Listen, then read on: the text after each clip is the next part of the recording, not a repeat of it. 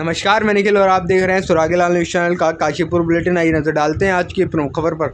महापौर दीपक बालिक के समर्थन में नगर निगम में जनता का लगा तांता। पूर्व विधायक हरभजन सिंह चीमा के आरोपों से आहत होकर महापौर दीपक बालिक द्वारा इस्तीफा जा सकता है। यह खबर जब काशीपुर शहर में गूंजी तो पूरे शहर में सनसनी फैल गई। व्यापारी, जनता, विभिन्न संगठनों के लोग, सभी पार्षद, किसान और मजदूर, विरोधी पार्टियों के कार्यकर्ता एवं नेता, शहर के अनेक बस्तियों के लोग हजारों की तादाद में सन्न रह गए और वह तुरंत नगर निगम पहुंच गए। महापौर दीपक बालिक अपने घर पर थे, जिन्हें फोन कर जबरदस्ती लोगों ने नगर निगम बुलाया और जैसे ही वह नगर निगम पहुंचने वाले थे तो नगर निगम के गेट के सामने लोग उनकी गाड़ी के सामने लेट गए। सभी ने नारे लगाए कि दीपक बालिक तुम संघर्ष करो, हम तुम्हारे साथ हैं। खुद महापौर ने गाड़ी के आगे लेटे लोगों को उठाया। वह नगर निगम नहीं जाना चाहते थे मगर लोगों की भीड़ उन्हें नगर निगम ले गई, लेकिन दीपक बालिक अपने कार्यालय में नहीं गए। तब जब जनता ने उन्हें नगर निगम सभागार में चलने के लिए मनाया, व्यापारियों ने घोषणा की दीपक बालिक इस्तीफा देंगे तो वह बाजार का बंद कर देंगे। महापौर दीपक बालिक के प्रति जनता का अपार प्रेम, काशीपुर में हो रहे विकास कार्यों का उनका जनता के प्रति समर्पण भाव आज जनता ने सरेआम नगर निगम में दिखा दिया। कार्यकर्ता के तौर पर हमेशा आप लोगों के मैं अपनी बात को ज्यादा ना कहते हुए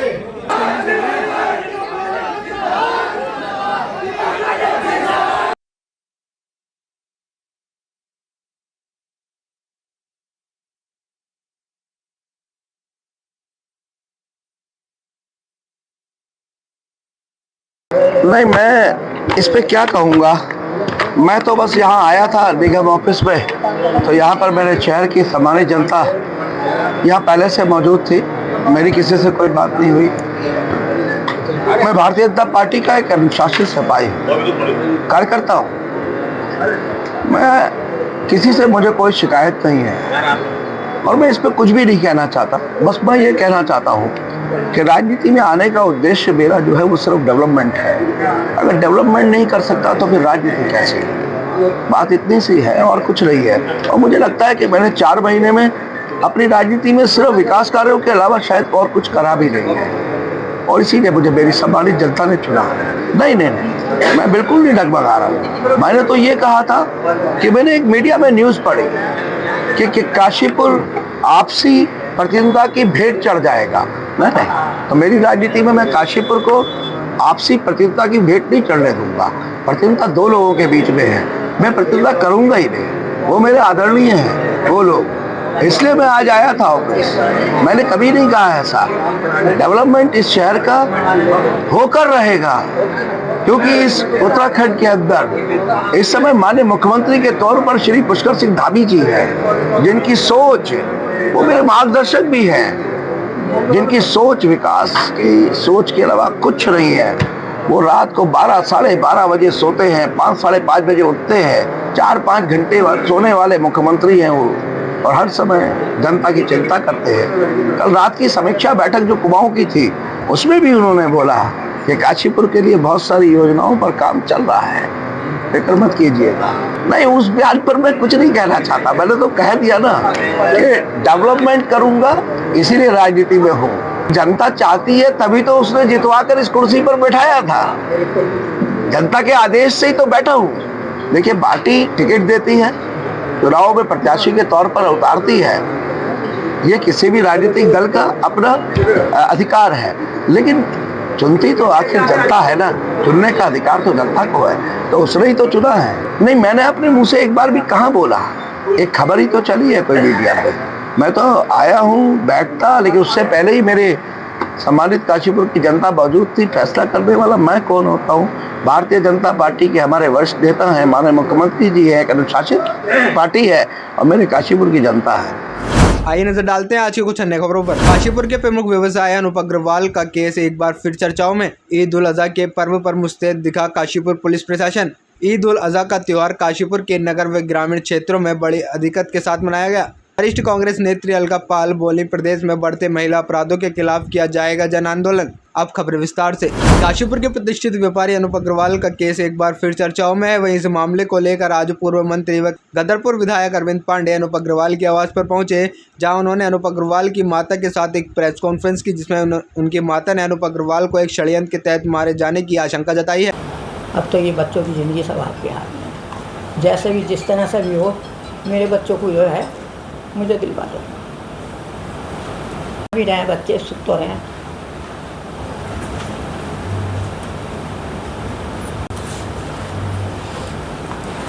मेरे बच्चों का भी साया मेरे ऊपर से उठ गया। मैं किस तरह से जली अपनी रात, सारी रात नहीं सोई।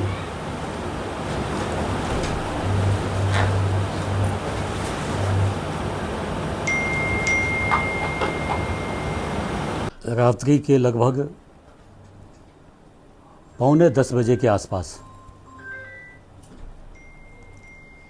यहाँ के प्रमुख व्यवसायी, भारतीय जनता पार्टी के मजबूत स्तंभ और संघ के स्वयंसेवक, जिनके पिताजी ने भी संघ की शाखा लगाई, संघ के लिए काम किया, ऐसे अनूप अग्रवाल जी, इनकी माता जी हैं जो हमारी माँ हैं, बगल में बैठी हुई हैं। इनका मुझे फ़ोन गया कि बेटा पांडे जी, आपका नंबर मेरे फ़ोन में है, बस मेरे बेटे को बचा लो।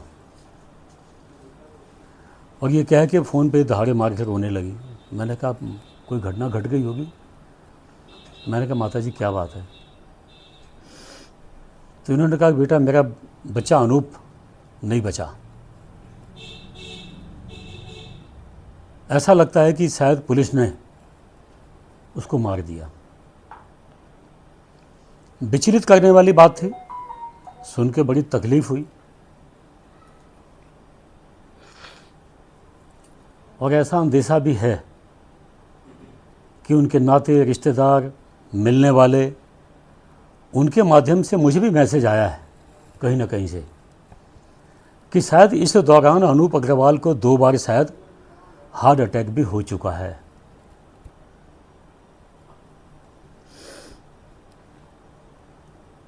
और इतनी बड़ी कोई बात तो नहीं है कि किसी की ज़िंदगी से खिलवाड़ किया जाए। अनूप अग्रवाल में कुछ कमियां हो सकती हैं। अनूप अग्रवाल कोई भगवान नहीं है, भगवान हम भी नहीं हैं। भूल चूक, गलत, ये इंसान की प्रवृत्ति में है। तो अनूप अग्रवाल ने भी हो सकता है कुछ गलतियां की होंगी, लेकिन अनूप अग्रवाल की सज़ा मौत नहीं है। और इस समय जो मेरी जानकारी में है कि अनूप अग्रवाल का काम धाम भी उनके इष्ट उनके असर थे, उसको भी कहीं ना कहीं पुलिसिया गुंडागर्दी के माध्यम से जबरन इनकी पत्नी, इनके बेटे पे दबाव डाल के उसको भी कुछ दलालों के नाम कराने का काम किया गया है। यानी अनूप अग्रवाल का काम धाम भी छीन लिया गया है, उसको अपराधी जैसे भगा दिया गया है। पत्नी कहाँ है पता नहीं अनूप अग्रवाल की, जो हमारी बहन लगेगी। उनका बेटा कहाँ है पता नहीं। बेटे की जो बहू है, नई शादी हुई है, वो कहाँ है पता नहीं। बूढ़ी माँ जिसकी उम्र 85 साल 90 साल के आसपास है। सोचिए कि इतने महीनों से जिसका परिवार में 5 लोग हैं, 5 ये पता नहीं कहाँ हैं। 2 दिसंबर का गया हुआ बेटा तो इत्तेफाक से मान लीजिए 1% भी इस मानसिक उत्पीड़न की वजह से, कुछ प्रदेश के प्रमुख दलालों की वजह से, दलाल शब्द कहा है मैंने, प्रमुख दलालों की वजह से, और उनके कुछ चमचे पुलिस वाले, इनकी वजह से अगर जो अनूप अग्रवाल की मौत होती है तो 100% इस प्रदेश के प्रमुख दलालों की उनके खिलाफ कार्रवाई होगी।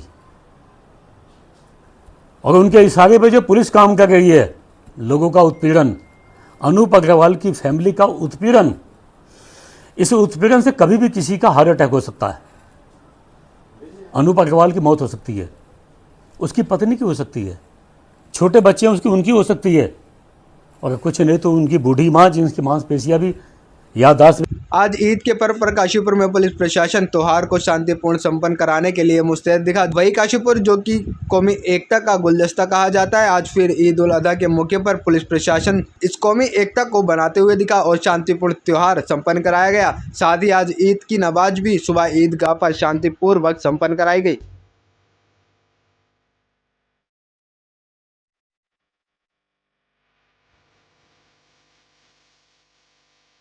चाहे तो एक साथ होनी चाहिए, सब लोग एक साथ बैठना ही नहीं चाहते। पापा, try this. लो, सब लपक लिए।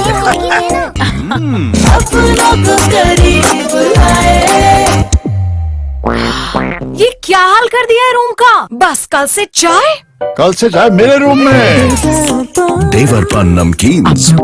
आज ईदगाह मैदान पर शहर के इमाम मुफ्ती मुनाजिर हुसैन ने ईद उल अजहा की नमाज अदा कराई। लोगों ने एक दूसरे के गले मिलकर बधाई दी। नमाज के बाद कुर्बानी की रस्म अदा की गई।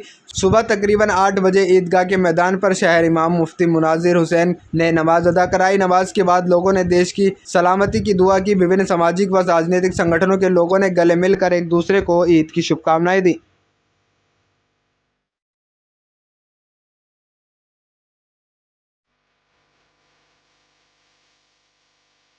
चाहे तो एक साथ होनी चाहिए, सब लोग एक साथ बैठना ही नहीं चाहते। पापा, try this. लो, सब लपक लिए।